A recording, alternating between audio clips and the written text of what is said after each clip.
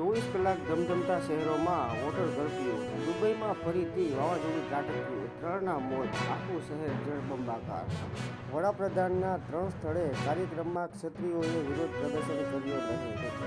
વડાપ્રધાનના બંદોબસ્તના રિહર્સલમાં સુરતના ડીસીપીની ગંભીર બેદરકારી, ડીજીપીને વિગતવાર રિપોર્ટ મોકલાયો. રાજસ્થાનના પૂર્વ મુખ્યમંત્રી અશોક ગેહલોતે પડકાર ફેંક્યો, જો ભાજપમાં હિંમત હોય તો કોંગ્રેસના ન્યાયપત્ર મુદ્દે ચર્ચા કરે.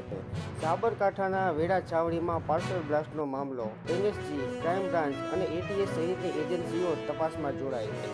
આજથી 3 દિવસ સૌરાષ્ટ્ર સહિત ગુજરાતમાં હીટવેવની ચેતવણી, રાજ્યમાં ચોમાસા પૂર્વે તાપ કસોટી કરશે, મે માસ દરમિયાન હીટવેવ વધારે આવશે. આરટીઈમાં 8,000થી વધુ ખાલી બેઠક માટે આજથી બીજો રાઉન્ડ.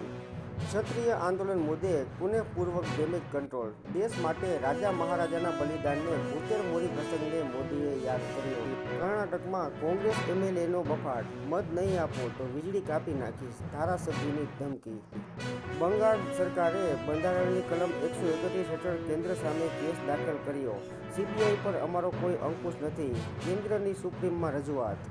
રાહુલ અને પ્રિયંકા અંગે છેલ્લી ઘડી સુધી સસ્પેન્સ, રાહુલ પ્રિયંકાના પોસ્ટર લાગ્યા, અમેઠી અને રાયબરેલીમાં ભવ્ય રોડ શો યોજાશે.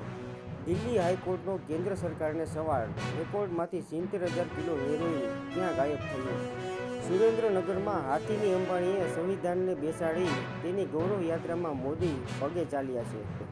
માણાવદરના કોંગ્રેસના ઉમેદવાર પાસે 10.68 કરોડની મિલકત, વિધાનસભા પેટા ચૂંટણી, વાઘોડિયા બેઠકના ભાજપના ઉમેદવાર પાસે 153 કરોડની મિલકત. કોંગ્રેસ ધર્મના આધારે અન્ય સંપ્રદાયને અનામત આપવા માગે છે, મોદી.